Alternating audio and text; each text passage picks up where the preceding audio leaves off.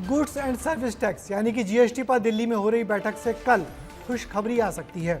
अब तक आप और हम जिन 4 स्लैब में जीएसटी चुकाते हैं उसे घटाकर 2 स्लैब करने की बात चल रही है, जिससे 150 से ज़्यादा चीज़ें सस्ती हो जाएंगी।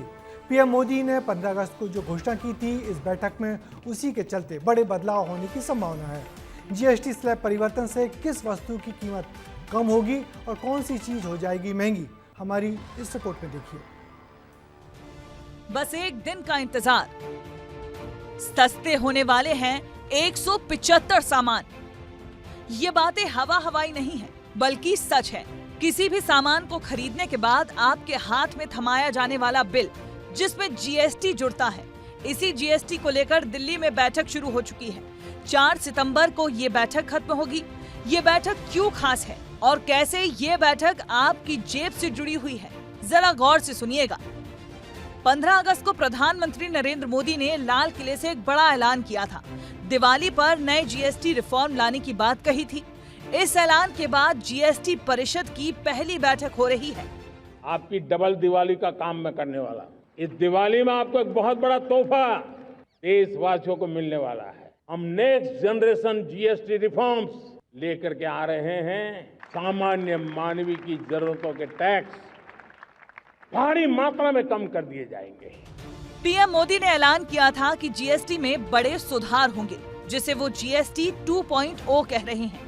केंद्र सरकार का दावा है कि ये सुधार दिवाली का तोहफा होगा, जो आम जनता, किसान, मध्यम वर्गीय और छोटे व्यवसायियों के लिए टैक्स का बोझ कम करेगा। ऐसे में इस बैठक में उसी वादे को हकीकत में बदलने की कोशिश की जा रही है। जीएसटी के 4 स्लैब को घटाने का प्रस्ताव रखा गया है, यानी अब सिर्फ जीएसटी में 2 स्लैब ही होंगे। चर्चा इस बात की हो रही है कि 28% स्लैब में आने वाली चीजें 18% में जोड़ दी जाएं। वहीं 12% स्लैब में आने वाली चीजों को 5% स्लैब में जोड़ा जा सकता है। ऐसा करने से 175 वस्तुएं सस्ती हो सकती हैं। हो सकता है कि सरकार हेल्थ इंश्योरेंस और लाइफ इंश्योरेंस के प्रीमियम पर 18% जीएसटी को भी हमेशा के लिए हटा दे। बैठक में हेल्थ और लाइफ इंश्योरेंस को 0 से 5% जीएसटी के दायरे में लाने की तैयारी है। अगर प्रीमियम से जीएसटी खत्म हुआ तो आपके लिए इंश्योरेंस सस्ता हो जाएगा। और क्या सस्ता होगा, अब आप वो भी देखें। दवाएं, ट्रैक्टर, घी, मक्खन, ड्राई फ्रूट और कॉफी सस्ती हो सकती है। Textile, carpet, readymade garment, footwear, जूते और कपड़े सस्ते हो सकते हैं। वहीं tractor, tyre, fertiliser, medicine, shampoo, साबुन, टूथपेस्ट, इसके अलावा AC, fridge, TV, washing machine और सीमेंट जैसी तमाम वस्तुएं सस्ती हो सकती हैं। तो कुल मिलाकर 175 सामान पर टैक्स घटेगा और 47 सामान टैक्स फ्री हो सकते हैं। लेकिन बड़े शौक रखने वालों के लिए कुछ भी कम नहीं होगा। लग्जरी कारें, शराब, पान मसाला, तंबाकू, फास्ट फूड जैसी चीजें महंगी होने की संभावना है, क्योंकि लग्जरी और हानिकारक चीजों पर नया 40% टैक्स स्लैब लाने की तैयारी चल रही है।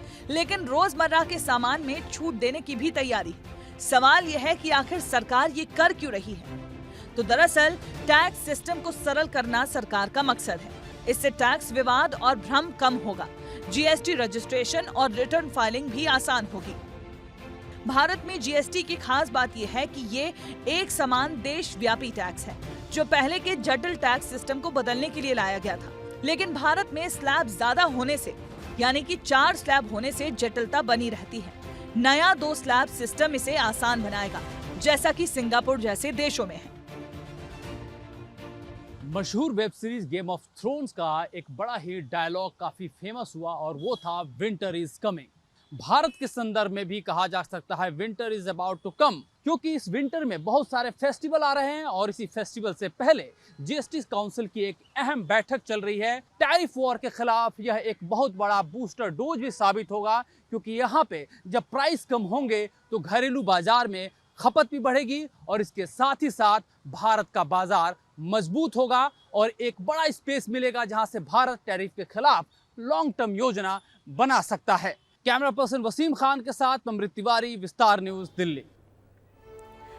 हमारे देश में जुलाई 2017 से लागू जीएसटी को बहुत बड़े कर सुधार के रूप में प्रचारित किया गया था, मगर 2 से ज्यादा स्लैब होने से बहुत परेशानी हुई और आम उपभोक्ता और व्यापारी की उलझन बढ़ती गई।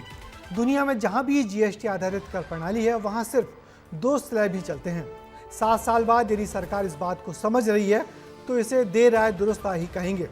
वैसे डीजल पेट्रोल पर देश में एक समान जीएसटी लागू होना चाहिए, जिस पर हमारी राज्य सरकारें आमतौर पर सहमत नहीं होती। इस बैठक में यदि ये सुधार भी हो जाए तो बड़ी राहत आम जनता को मिलेगी। हर राज्य में अलग अलग जीएसटी पेट्रोलियम प्रोडक्ट पर अलग अलग होता है, जो कि ठीक नहीं है।